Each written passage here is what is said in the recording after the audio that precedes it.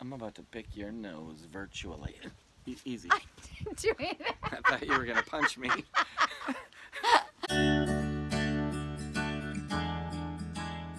Anyway, a long time ago, I was driving along and I heard a talk by a guy named Matthew Kelly, and he had this idea: get yourself a dream book and put your dreams in it.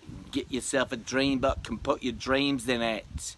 It was an Australian accent. No.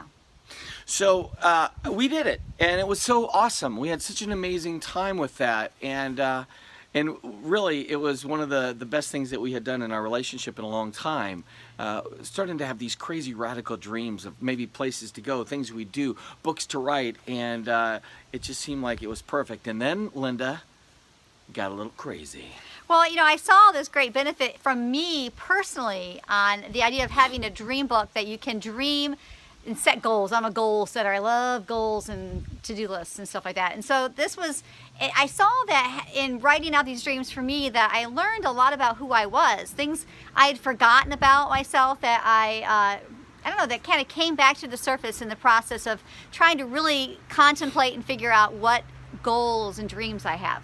So I realized that would be a great thing for my kids to experience as well. And so we started doing these things called bucket lists. Now everyone's familiar with the whole bucket list movie, as a bucket list is something that you set for your whole life. By the end of my life, I want to have done these things.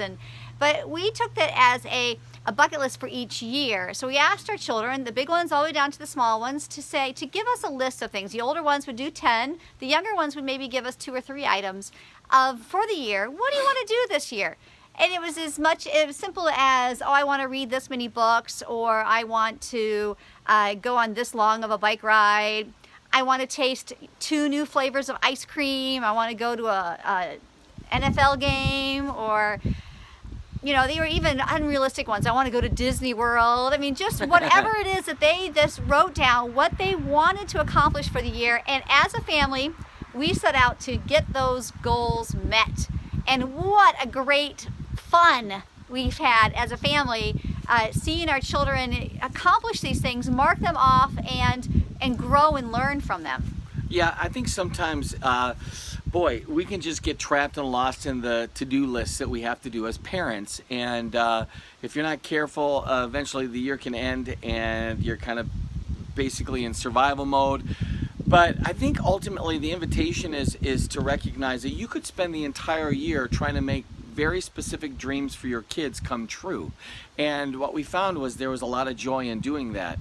We had a kid that wanted to run a 5K, wanted to bike 15 miles or something. And so because Linda and I at various times in our life were also striving to run a certain amount or bike a certain amount, we included them in our journey and found that we could get a couple bucket lists done on a particular day. I mean, ultimately, how do you basically create memories and moments in your family? And this is absolutely one of them that has been tried and true. And it's not just creating moments, memories, which I'm totally into doing, but it's also watching them grow as individuals and discover things about who they are and grow in self-confidence. I mean, there's so many other wonderful aspects to why you would want to encourage them to set goals and help them attain those goals.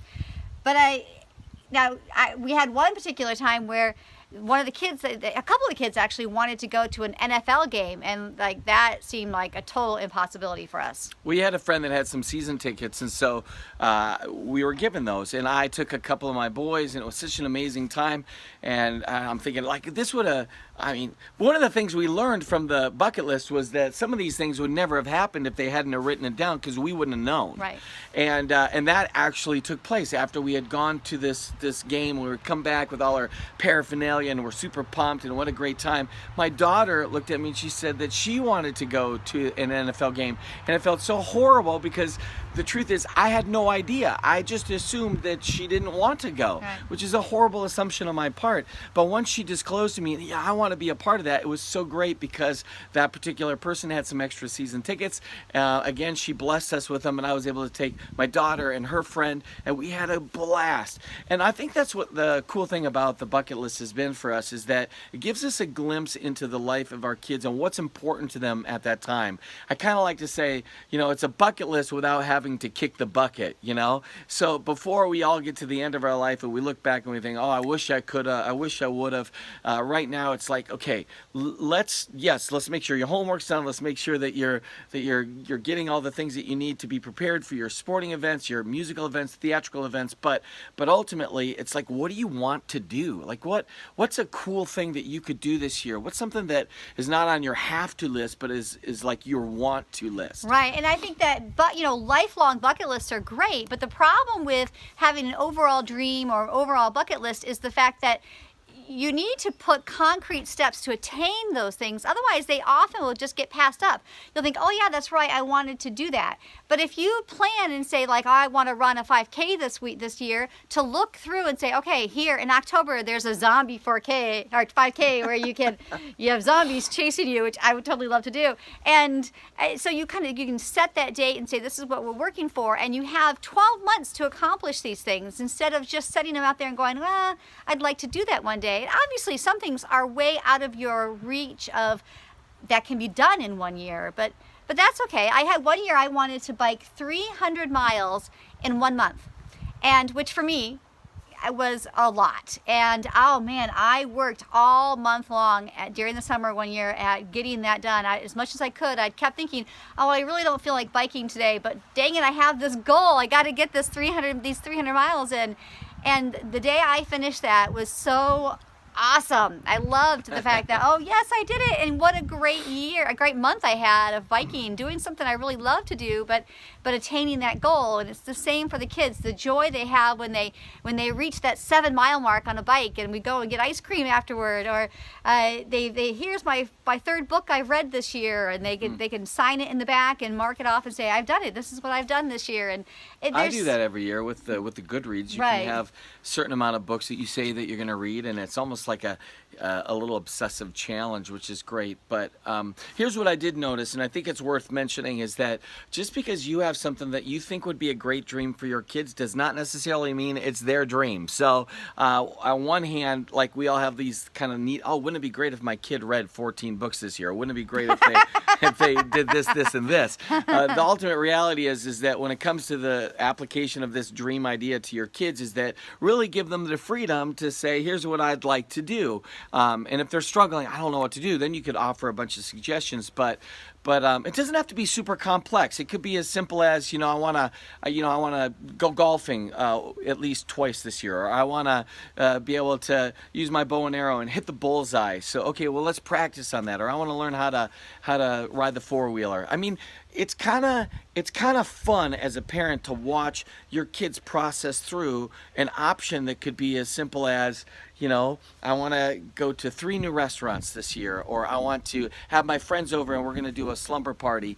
I mean, I don't know what it is like for you in your house, but with us, with 9 different kids and different personalities and ideas, it can make for an adventurous year. Right.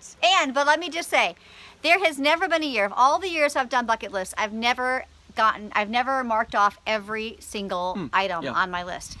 And, for me, who loves to-do lists and loves checking those things off, I'm okay with that, because I can look back and go, maybe I didn't get all the things on my list done, but look what I have done. Oh my gosh.